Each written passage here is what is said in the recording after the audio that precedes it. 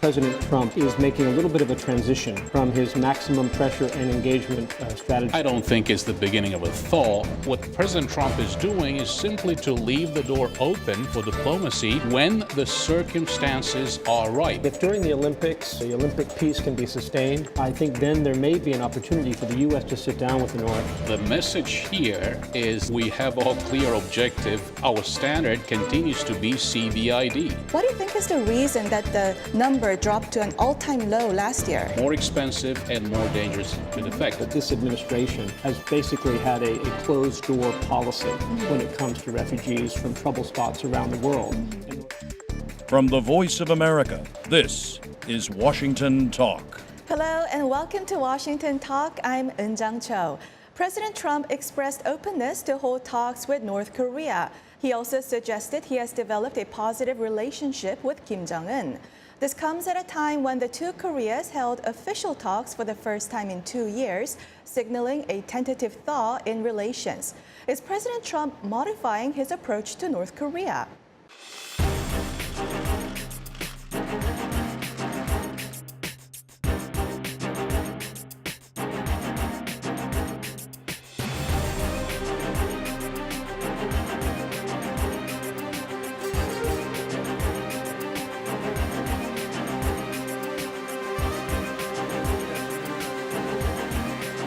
We have certainly problems with North Korea, but a lot of good talks are going on right now.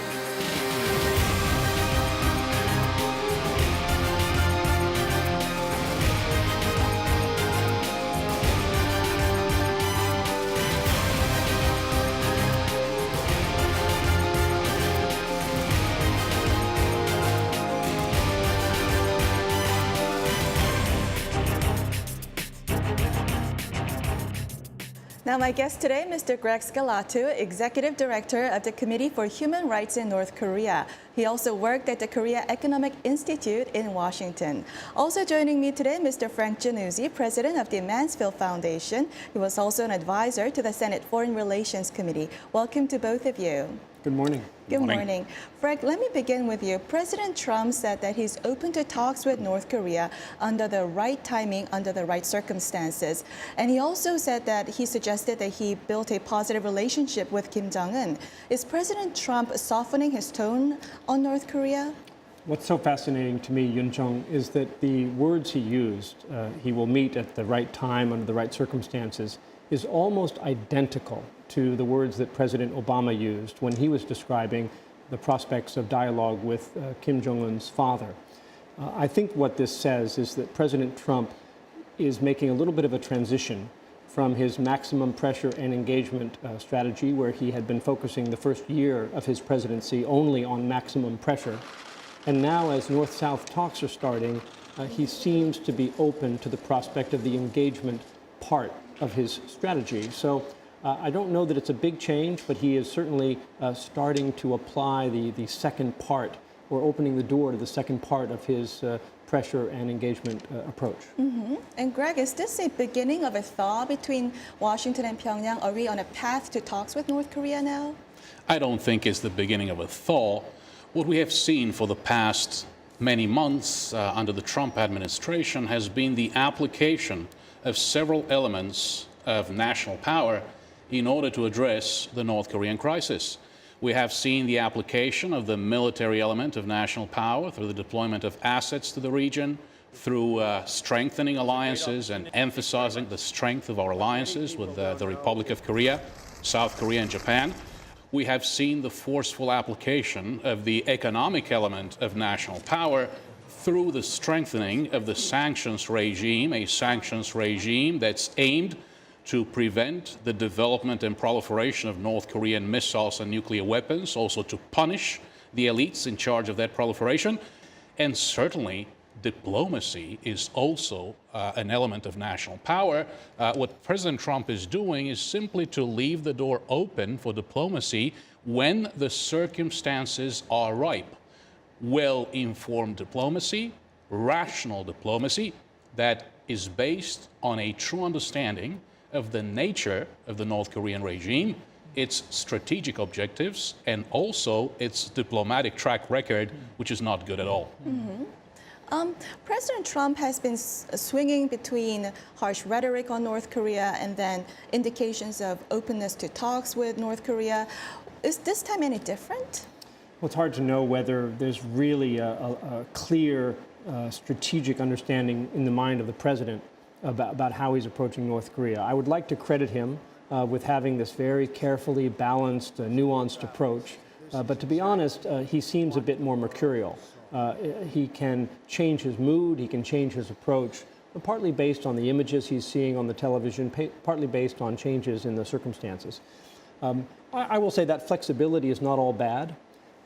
Presidents need to adapt to changing circumstances, and the launch of North-South talks, I agree with Greg, it's too soon to call it a thaw in U.S.-DPRK relations, but I think there is an opening here. And if during the Olympics the Olympic peace can be sustained, I think then there may be an opportunity for the U.S. to sit down with the North and start to begin to talk about the tough security issues.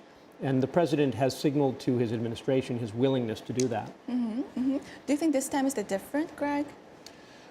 Again, I think we will need to be patient. We will need to follow closely. The Trump administration clearly has a good grip on Korean Peninsula issues. I think that the speech the president gave before the South Korean National Assembly was by far the most comprehensive speech ever given by a U.S. president on both Koreas. It was surely very highly appreciated by our friends in South Korea. So again, I do not think that the Trump administration will rush. There are certain expectations, of course. President Trump agreed after a phone conversation with President Moon Jae-in that the combined exercises would be postponed until after the Pyeongchang Winter Olympics, until April the 1st. And of course, there are certain expectations that the North Koreans will not continue with their missile and nuclear testing. Unfortunately, we also know that they have their own reasons to continue pressing ahead with those programs. Greg, going back to the military exercises that you mentioned, State Department and White House, while welcoming into Korean talks, they also emphasized maximum pressure and strong deterrence. What is the message here? Well, the message here is that we have a clear objective. Our standard continues to be CVID, complete, verifiable, irreversible dismantlement of North Korea's nuclear weapons. Of course, we see a lot of other ideas floating around, freeze versus a freeze of military exercises in the South, which makes no sense, by the way, absolutely no sense. The North Koreans have their own winter and summer military training cycles. You will see proposals coming from very senior, highly seasoned, fantastic diplomats, proposals for unconditional preliminary talks, for example. But everyone agrees that under the current circumstances, pressure is necessary. The sanctions are working. It is clear that the sanctions are finally putting a squeeze on the Kim Jong-un regime. So the pressure must certainly continue. We cannot take a step back now that we see that we might finally induce the Kim Jong-un regime to consider alternatives. Right. On that point, Frank, in the U.S. media for the past several weeks, there's been reporting of Trump administration preparing the bloody nose strike against North Korea, which is a strategic limited strike. What is the idea behind this plan? Well, the idea behind it is somehow you could enhance the credibility of your diplomacy by making some sort of a limited military strike against the North's missile or nuclear facilities. I think it's an absurd idea. Secretary of Defense Perry has spoken about his consideration of military strikes during the first nuclear crisis 20 years ago. And more recently, former Deputy Assistant Secretary of Defense Abraham Denmark has written about the futility of a limited military strike on the North, and also the great risk associated with any such strike. No president is going to take force off the table, but this President Trump should be pursuing diplomatic options, including sanctions. I think the military option really is a fantasy and a dangerous one at that. Greg, what do you make of this bloody nose strike strategy? A couple of months ago, I was in Seoul attending a conference. General Vincent Brooks, commander of the Combined Forces Command, U.S. Forces Korea, made this excellent point. The military option has always been on the table. It is simply that the two presidents of the United States and the Republic of Korea, who are in charge of the CFC, the Combined Forces Command, have chosen not to select this option. Of course, we are fully aware of the tremendous cost of a second Korean conflict.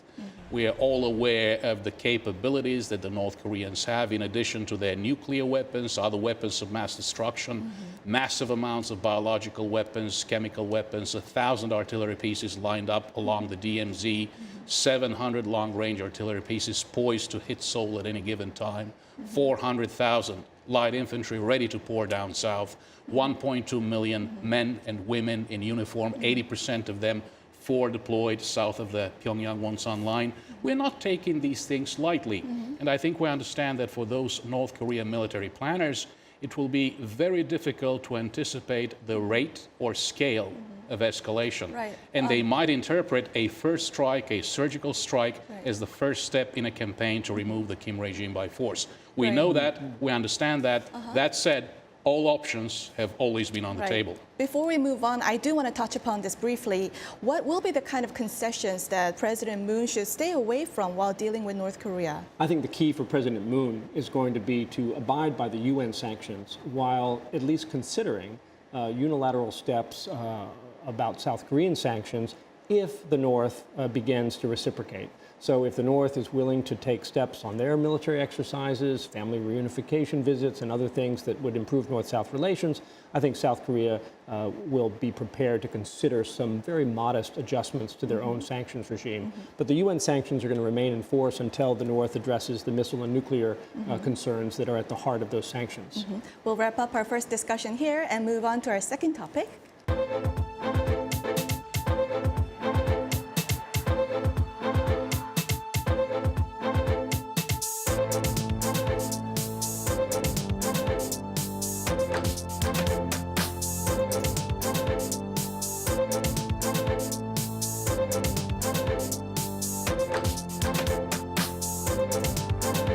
The number of refugees leaving North Korea annually has recently declined. The tighter control of the borders by the North. Protection of the nation from foreign terrorist entry to the United States. United States is now home to 212 North Korean refugees. North Korean refugees arrived since 2006, 2 years after the North Korean Human Rights Act was signed into law by President George W. Bush. Since then, at least 10 North Koreans entered the States every year. But in 2017, only one North Korean did, a young woman in her 20s. Now, Greg, let me begin with you. What do you think is the reason that the number dropped to an all-time low last year? We have to admit that the numbers have always been very low. We also know that the number of refugees escaping North Korea and resettling in South Korea has been on the decline since Kim Jong-un assumed power. In 2011, about 2,800 former North Koreans resettled in South Korea. After that, beginning in 2012, the number was at around 1,500, 1,400, 1,300 a year. It turns out that last year, in 2017, in South Korea as well, we saw the lowest number in many years, just above 1,000 refugees who managed to resettle in South Korea. Why is this happening? Because of a very aggressive crackdown on attempted defections. Additional surveillance cameras have been installed on both sides of the border with China. It costs more to escape. More people are involved in manning those surveillance systems. More palms have to be greased. I think Greg is right about the main reason, for this drop-off.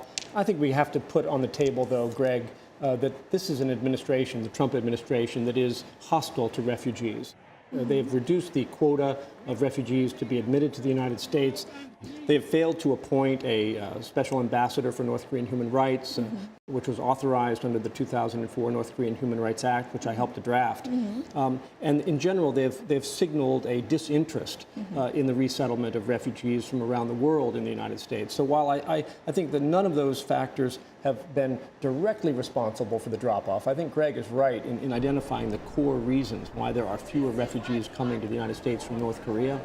I think we also need to factor in that this administration has basically had a closed-door policy when it comes to refugees from trouble spots around the world, and North Korea is no exception to that. Right. Is the United States a more popular destination for North Koreans as opposed to South Korea? Well, there are several factors that come into play here. We have to remember that beginning at a very early age, beginning at the precognizant age, North Koreans are exposed to very violent anti-American propaganda. Fear of America is deeply seated into their subconscious mind, I would say. There is that element. Then the cultural differences, the language, it's simply a matter of absolutely taking a dive into the unknown. While going to South Korea, of course, the economic, social, political differences are tremendous. They speak the same language, share elements of the same culture. They receive significant relocation benefits. They receive significant resettlement benefits. They go through a very short, too short, naturalization process in South Korea. I do want to touch upon this. Frank, what will be some of the keys to successfully settle in the United States for a North Korean refugee? Well, as Greg has laid out, the support network in South Korea is quite extensive, and in the United States, it's much less so. And we're less comfortable with the essentially the re-education that has to take place when you have someone coming from a system where their job, their life is dictated to them by the state, and then they arrive in the United States and suddenly they're free to make choices. But those choices can be scary to someone who's not prepared to exercise them. So I think it's about having the support networks, the Korean American language, Korean fluent language speakers who can help with the adjustment process. And really the key is finding a job, vocational training, getting the necessary training to adapt to life in the United States. And I think we can do a better job, but as the numbers are so tiny that really I think the real importance of this program is the symbolic signal sent to South Korea. We too are prepared to shoulder some of the burden of resettling North Koreans. We'll end this conversation here and move on to our next topic. Now time for the photo moment, a time to look at an interesting North Korea picture. The photo today is North Korea's first all-female band, immensely popular, the Moranbong Band. North Korean leader Kim Jong-un reportedly handpicks the members. In their first concert in 2012, they wore ball gowns and mini dresses.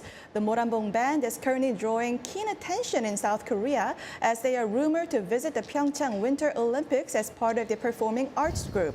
There are concerns, though, at the same time that the band will serve as a North Korean propaganda tool. Frank, what is your reaction?